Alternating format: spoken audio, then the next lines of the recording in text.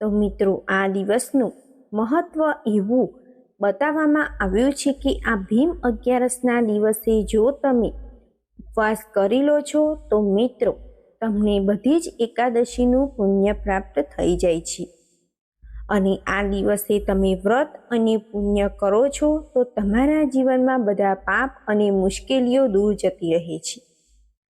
આ ભીમ અગિયારસને નિર્જળા એકાદશી તરીકે પણ ઓળખવામાં આવે છે અને મિત્રો પાંડવોની એકાદશી તરીકે પણ ઓળખીએ છીએ. તો આ વખતે ભીમ એકાદશી 6 જૂનના દિવસે અને શુક્રવારે આવે છે. તો મિત્રો, આ વ્રતની કથા મહિમા આપણી ચેનલમાં જાણીશું.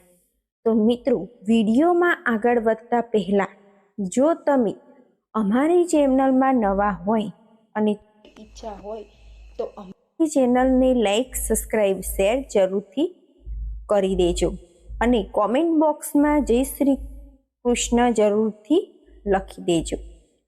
તો મિત્રો, એક વર્ષની 24 અગિયારસમાં જે ખૂબ જ પુણ્યકારક અને શ્રેષ્ઠ એકાદશી હોય તો એ નિર્જળા એકાદશી. આ એકાદશી માતા કુંતાજી પોતાના 5 પુત્રોને નિર્જળા એટલે કે જળ પણ નહીં પીવાનું તેવી કરાવતા હતા. પરંતુ ભીમસેન આ એકાદશી કરી શકતા નહીં. પરંતુ કેન પ્રકારે માતા કુંતાજી ભીમ પાસે આ એકાદશી આવતી હોવાથી ભીમસેનને કહ્યું, જાઓ, આજે 11 છે, યમુનાજીના સ્નાન કરી આવો. અમે તો વહેલા સ્નાન કરી આવ્યા છીએ અને પ્રભુ ભજન કરી લીધું છે. ભીમસેને કહ્યું, માં પહેલાં ખીચડી ખાશું. જમુના નાશું, ખીચડી ખાશું. જપતો જપતો જમુનાજીમાં સ્નાન કરવા માટે નીકળી ગયો. પરંતુ ખાવાની ધૂનમાં જમુનાનો રસ્તો ભૂલી ગયો અને અવળે રસ્તે ચડી ગયો. રસ્તામાં એક નાની તલાવડી આવી અને એક શિવ મંદિર આવ્યું. મધ્યમનો સમય હતો. ભીમસેને જાણ્યું આ જમુના જ છે એમ સ્મરણ કરીને તલાવડીનું બધું જ પાણી શિવ મંદિરમાં ભરાઈ ગયું. આથી માતા પાર્વતીજી શિવને પૂછે છે, પ્રભુ, આપણા મંદિરમાં આટલું બધું પાણી કેમ ભરાયું?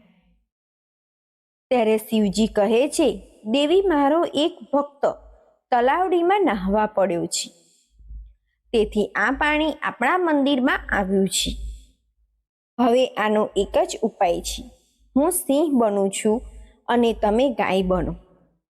તમને મારવા માટે હું દોડીશ. એટલે ભીમસેનને થશે આજે 11ને દિવસે ગાયને મારવા ન દેવાય. આથી તે ઊભો થશે અને મને પકડવા માટે તુરત જ પાણીમાંથી મંદિરમાંથી ઉતરી જશે. આમ કહીને સિંહ ઋષિ શિવ, પાર્વતી ઋષિ ગાયને મારવા દોડ્યા. તેથી ભીમસેને ઉઠીને સિંહને પકડી લીધો. પરંતુ સિંહના નખથી ભીમનું ડાબું પડખું આખું ચીરાઈ ગયું. તેથી ભીમસેન પૂંછડી પકડીને જેવો સિંહને મારવા જાય છે કે તુરત જ મહાદેવજી પ્રસન્ન થયા.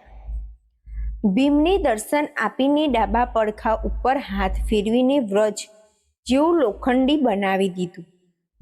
શિવ કહે છે કે હે ભીમસેન, બીજું જે જોઈએ તે વરદાન માંગો.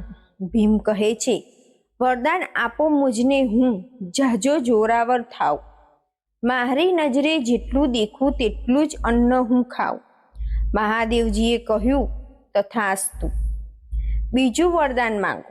ભીમ બીજું વરદાન માંગ્યું, કાચું ખાવ, રોજ જરા નવ થાવ. મહાદેવને શકુની મામો ઝાડે મારવા ગયા. મહાદેવજી બોલ્યા, અલ્યા ભોજન તું કરીશ? અને દિશાએ જવા મામા જયા. ભીમ કહે છે, મારો શકુની મામો અનેક લાયક છે. આમ શિવ દર્શન કરી વરદાન મેળવી ભીમસેનના ઘરે આવે છે. માતા કુંતાજી બધી જ વાત કરે છે. માં કહે છે, શિવે આજે એકાદશી કરવાની કહી છે. આમ ભીમસેને જ્યારથી આ એકાદશી કરી ત્યારથી જ તેને ભીમ 11 કહેવામાં આવે છે. સાત્વિક તરીકે નિર્જળા એકાદશી પણ કહેવામાં આવે છે. તો મિત્રો, આ હતી ભીમ એકાદશીની કથા.